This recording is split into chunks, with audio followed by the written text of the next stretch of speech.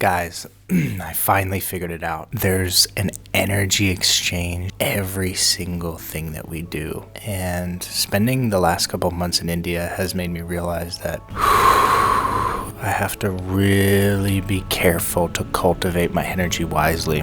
I woke up this afternoon with a kid screaming bloody murder, and I could tell he was just so angry. You know, you can hear a lot of voices here in India. You can hear everything because the insulation isn't as good. And yeah, when I hear children crying, it reminds me of when I was a kid. We're all dependent on our parents' love and energy when we're young. Those of us that get lots of love, lots of attention, lots of abundance when we're young don't feel that emptiness to the same degree. I have a couple of friends who don't have parents, and they're much more prone to addiction, and it's because our need for care and comfort and energy when we were younger wasn't supplied to us, and so we became almost like a vacuum for this energy. We didn't know exactly how to get it, and so we're using different substances to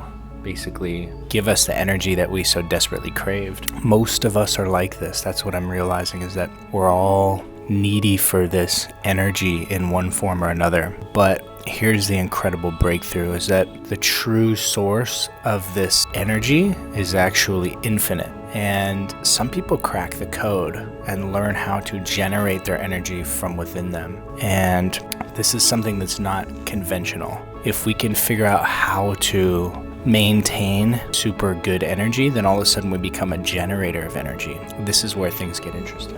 In the Bhagavad Gita, they talk about making sacrifices and the true meaning of service. It's funny, the true meaning of service isn't to go out there and, work yourself to the bone and give everything that you have to the people around you until you have nothing left. That's actually what they call tamasic service.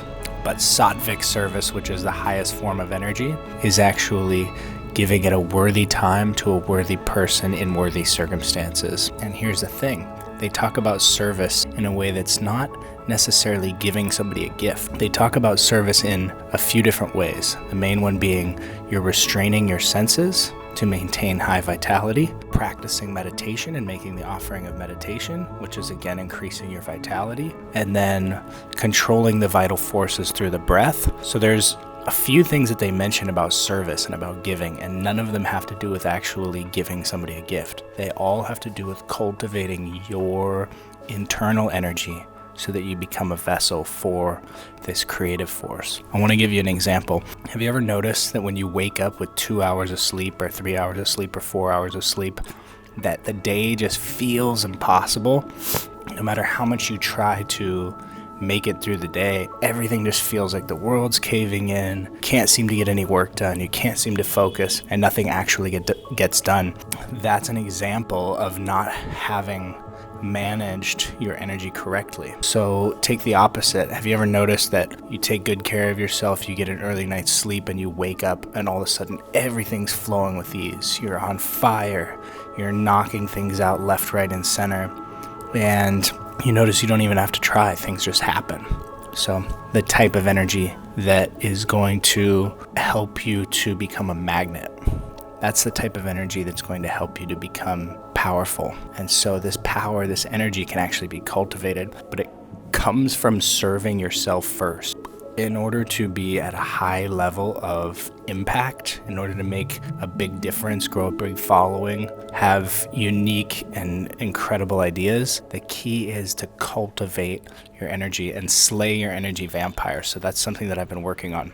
You need to identify the vampires in your own life. Could be people, but usually it's actually your own self. So where are you letting yourself leak energy? Is it through food? Is it through video games? Is it through checking out?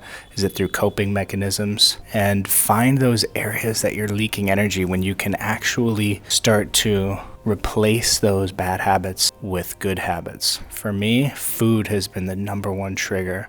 Also, leaking sexual energy. And so if you can become hyper vigilant and hyper aware, where are the areas that I am not cultivating my energy correctly. Those are the areas where you're going to see the most success, right? Oftentimes success is about slowing down. It's a counterintuitive approach to stop, become conscious enough to really, really, really take care of yourself. This has been the huge breakthrough for me, which is I'm finally figuring out that I don't need to do more things to get more done. Less is more. So this is an incredibly leveraged technique of just taking the time to really, really pick your battles wisely. Realize the masculine act of doing things during the day, or like taking massive action, that comes from the feminine aspect of taking good care of yourself, resting properly,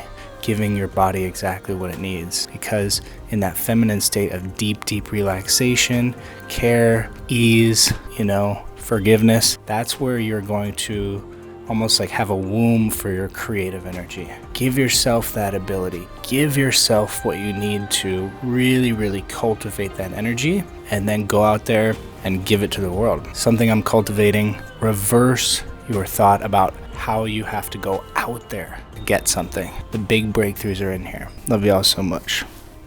Peace.